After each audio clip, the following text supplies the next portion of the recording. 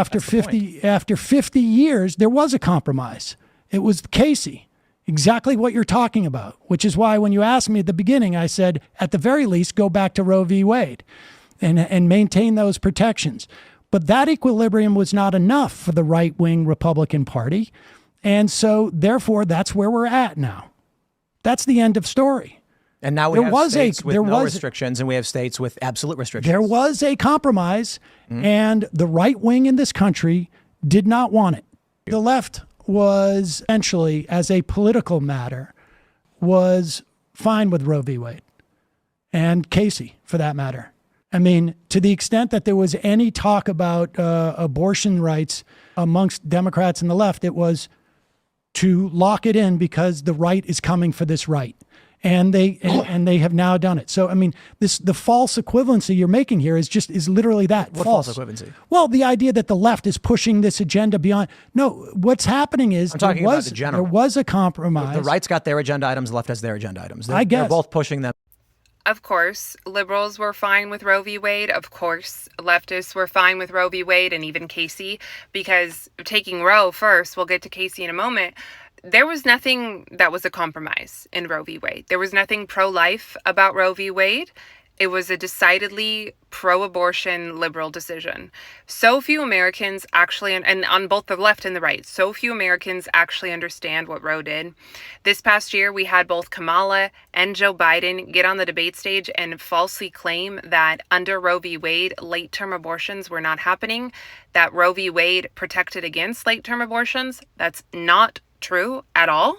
What Roe did was, it was a decision, again, made by a handful of unelected judges, all of them old men, all but one of them old white men, that established the trimester system for pregnancy, so the first, second, and third trimester system. And it said that in the first trimester, no state in the union could restrict abortion. In the second trimester, you could restrict abortion. In the third trimester, you could restrict and even ban abortion. Not you must, but you could. That's not a compromise. That's not pro-life at all. There's nothing in that decision that recognizes that when a woman is pregnant, she's pregnant with a genetically distinct human offspring. Nothing in that decision.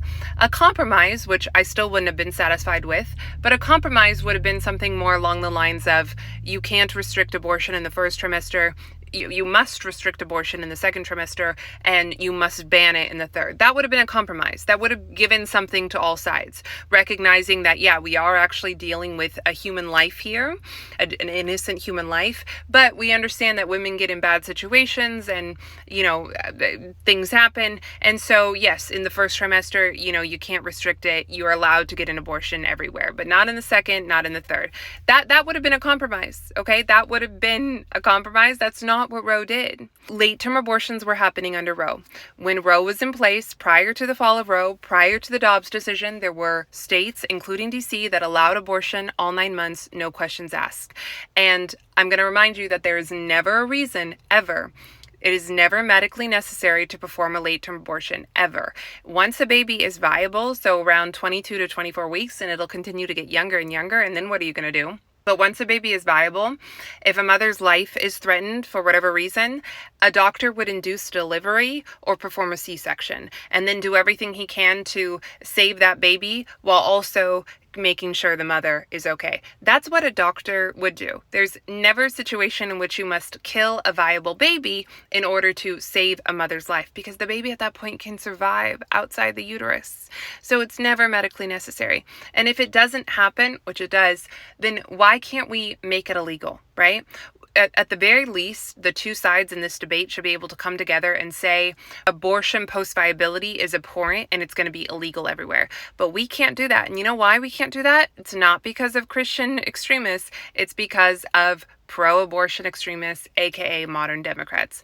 That is why, because they refuse to recognize safe, legal, and rare anymore. They refuse to recognize term limits. They refuse to recognize that abortion actually does end a human life, and maybe it should be mitigated. Maybe it should be kept rare. Maybe we shouldn't celebrate it. Maybe there should be restrictions and bumpers on it. They refuse to recognize those things, and that's why we are where we are at. And it was like that prior to the fall of Roe, okay? And then when Casey came along about 19 years after Roe, It was also pro-abortion.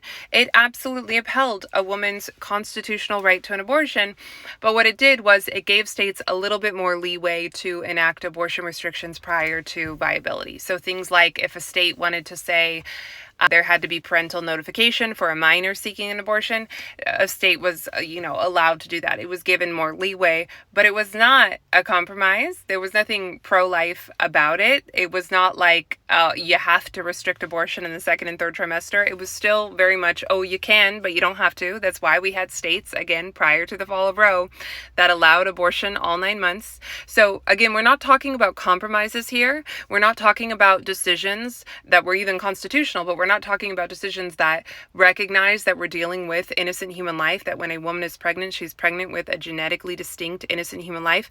That's not what we're talking about here. So, of course, leftists and liberals and pro-abortion advocates are going to be fine with those decisions. It was basically everything that they wanted. So why wouldn't they be fine with it? But don't allow them to frame it as, we're the extremists, and that's why we have extreme states where abortion is legal all 9 months. No, it was like that before. It was like that during Roe. They had what they wanted, and they still continued to get extreme. They still continued to do things like shout your abortion, celebrate your abortion. They continued to drop safe, legal, and rare. They continued to deny term limits. They are the reason that Roe fell, and they are the reason why we are where we are. And it's... I think it also, and I think it's much harder to measure this, but it subjugates women in this country because it basically says you have less rights to have bodily autonomy, and that's just the beginning. Yeah, I agree with that one. Yeah, if as I stated, if I was a woman and I was raped and I was... Abortion bans, abortion restrictions do not subjugate women. They do not rob women of bodily autonomy, because the thing of it is, it's not old white men who decided that women of the species would be the ones who can conceive, can gestate, can bear children. That was not decided by old white men. That was decided by biology. If you're God-fearing, it was decided by God. And you do not have a constitutionally protected, God-given right to be biologically equal to men. I'm sorry, you don't. It might not be fair that women are the ones who can become pregnant. It might not be fair that men can engage in sex and not become pregnant, but it is the way that it is, right? It is the way that it is.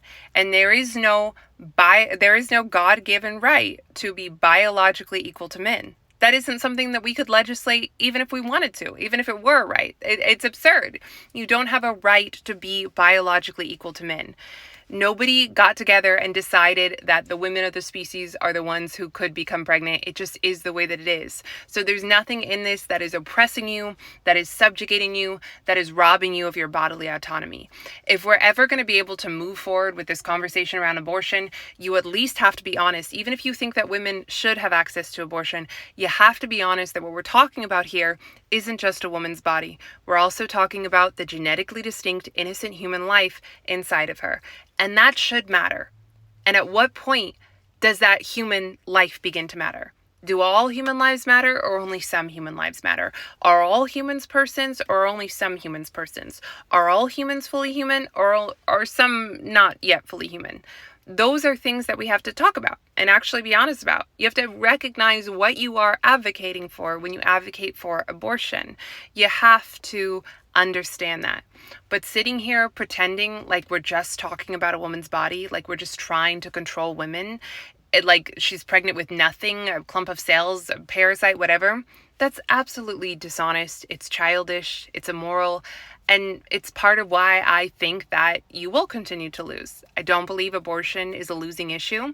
I think, as with everything else, Democrats are continuing to get more and more extreme, and it turns off the average American.